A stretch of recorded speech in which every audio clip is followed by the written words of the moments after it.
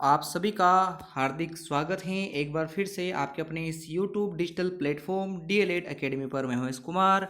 इस वीडियो में हम बात करने वाले हैं BSTC फर्स्ट ईयर के लिए जो अंग्रेजी हम 2023 में पढ़ रहे हैं उसके अंदर यूनिट 1 क्लास 2 हम पढ़ेंगे। इससे पूर्व हम क्लास 1 पढ़ चुके हैं जहां हमने बात की थी कि लिसनिंग क्या होती है और लिसनिंग के अलावा मास मीडिया क्या होता है और साथ ही में जितने भी शॉर्ट फॉर्म आपके चलती हैं जैसे डाइट, SCERT, CCE, NCF, उन सभी के बारे में हमने बात की थी।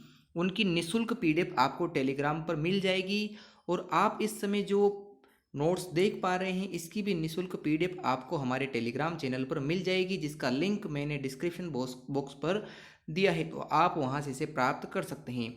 शुरुआत करते हैं आज की इस क्लास की। आज की इस क्लास में हम स्पीकिंग के बारे में पढ़ने वाले हैं।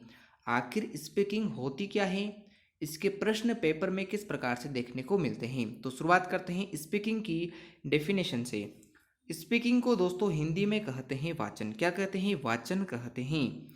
अब हम इसकी परिभाषा देखते हैं।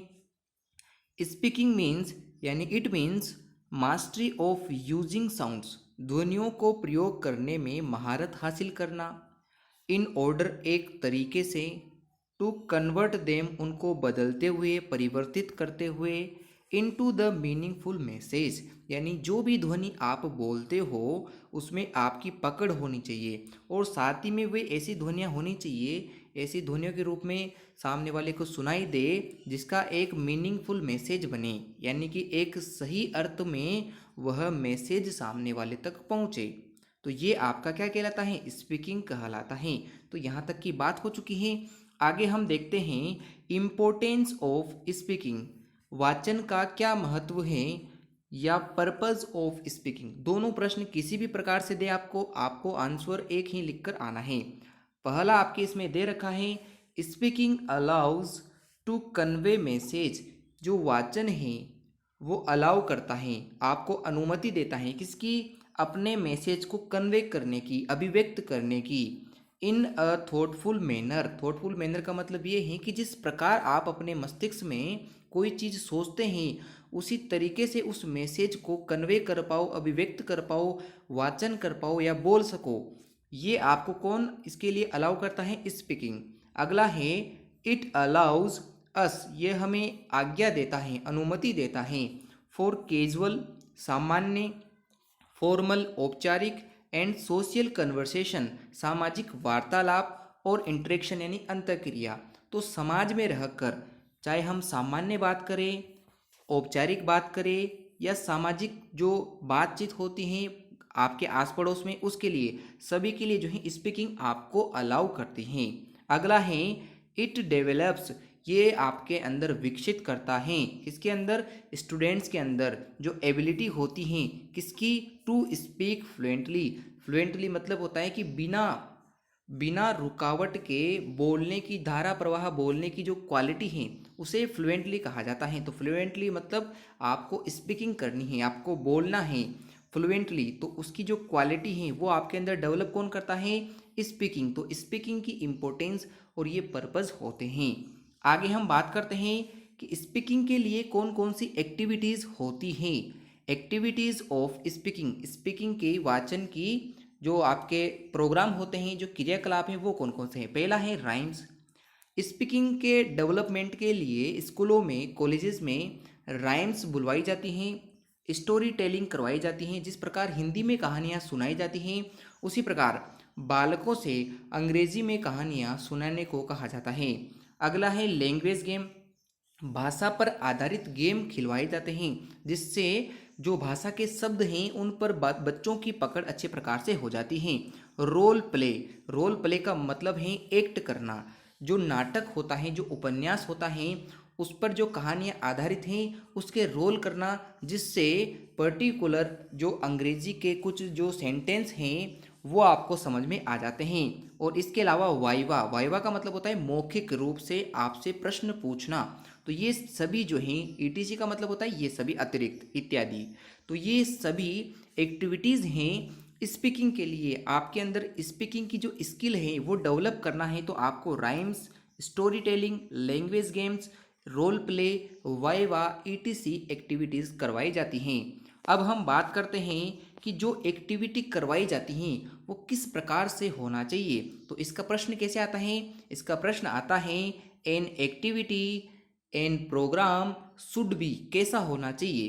तो इसका आंसर आप लिख के आओगे कि एन एक्टिविटी शुड बी, एक एक्टिविटी होगी, किस प्रकार की होगी? According to mental age of the child, बालक के जो मेंटल लेवल हैं, मानसिक आयु हैं, उसके अकॉर्डिंग होना चाहिए। अगला है according to chronological age, chronological का मतलब होता है वास्तविक आयु, जो आपकी वास्तविक आयु होती हैं उसके अनुसार जो है एक्टिविटी क्रियाकलाप करवाना चाहिए। तो जो भी एक्टिविटी क्लास में हो वो बालक के मानसिक स्तर और उसके वास्तविक आयु स्तर के अनुसार होनी चाहिए, वही एक्टिविटी जो है सबसे ज़्यादा सक्सेसफुल होती हैं और उसी से बालकों में लिसनिंग और स्पीकिंग दोनों की क्वालिटी जो है डेवलप होती हैं। आगे हम बात करते हैं कि राइम्स किसे कहते हैं। आपको मैंने अभी बताया कि स्पीकिंग की जो एक्टिविटीज़ हैं उनमें राइम्स होती हैं। तो राइम्स क्या है? Small poems of little children, छोटे बच्चों की जो छोटी छोटी पोइम्स होती हैं, कविताएं होती हैं, आर कॉल्ड राइम्स, वो क्या कहलाती हैं? राइम्स कहलाती हैं। उसके बाद ऐसा ही एक छोटा सा प्रश्न है, लैंग्वेज गेम्स क्या होते हैं? Language game means, language game भाषाई खेल का मतलब होता है लर्निंग थ्रू प्लेइंग, खेल खेल में सीखना, और जॉयफुल वे, जॉयफुल का मतलब आनंद पूर्वक सीखने का जो तरीका है या खेल खेल में बच्चों को सिखाने का जो तरीका है वो लैंग्वेज गेम कहलाता है।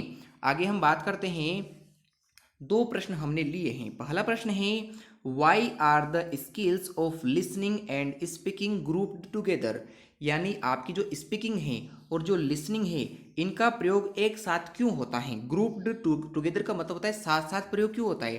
तो आपको पता है कि यदि कोई बोलेगा, यदि कोई स्पीकिंग करेगा तो उससे कोई सुनने वाला भी तो चाहिए, यानी लिसनिंग करने के लिए भी कुछ ना कुछ चाहिए। तो स्पीकिंग जो है विदाउट लिसनिंग पॉसिबल नहीं है, ऐसे लिसनिंग जो है वो भी विदाउट स्पीकिंग पॉसिबल नहीं है, क्योंकि ये साथ साथ जो है कार्य करती हैं। इसलिए हमने इसका आंसर लिखा है the skills of listening and speaking, श्रवण और वाचन की जो स्किल हैं, जो कौशल हैं, आर ग्रुप्ड टुगेदर, हमेशा साथ में होते हैं। क्यों?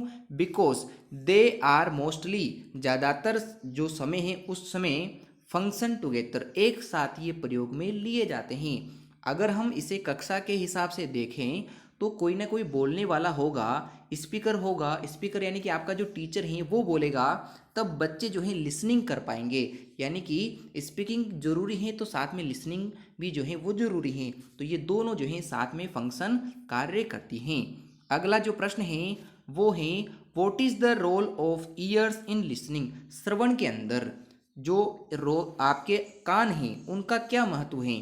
तो इनकी बहुत ज़्यादा इंपॉर्टेंस है। क्यों? ईयर्स रिसीव, हमारे जो कान होते हैं वो रिसीव करते हैं, ग्रहण करते हैं the sounds, the sound frequencies, जो आपकी फ्रीक्वेंसीज का मतलब होता है तीव्रताएं, ध्वनि की तीव्रताओं को ग्रहण करने का काम कौन करते हैं? आपके कान करते हैं। एंड ट्रांसमिट, ट्रांसमिट का मतलब भेजते हैं, कहाँ भेजते हैं? उनको टू द ब्रेन, ब्रेन तक, आपके मस्तिष्क तक जो ध्वनि की वेवलेंथ होती हैं, ध्वनि की जो फ्रीक्वेंसीज होती हैं, उनको भेजने का काम कौन करता है? ईयर्स करते हैं। तो ईयर्स के दो काम हो गए, ईयर्स जो है फ्रीक्वेंसीज को रिसीव करता है और उनको जो है ब्रेन तक भेजता है। तो दोस्तों मैं उम्मीद करता हूँ कि आपको आज का यह वीडियो समझ में आया होगा। इसका एक और पार्ट यानी यूनिट 1 का एक और पार्ट क्लास 3 हम लेके आएंगे कल, जिसमें हम इसके जो MCQs आते हैं 4 ऑप्शन वाले प्रश्न, उनको किस प्रकार से करना है उनको देखेंगे। तो इसकी जो PDF आपको निःशुल्क मिल जाएगी टेलीग्राम चैनल पर, वहाँ से आप इसे ज्वाइन कर सकते हो।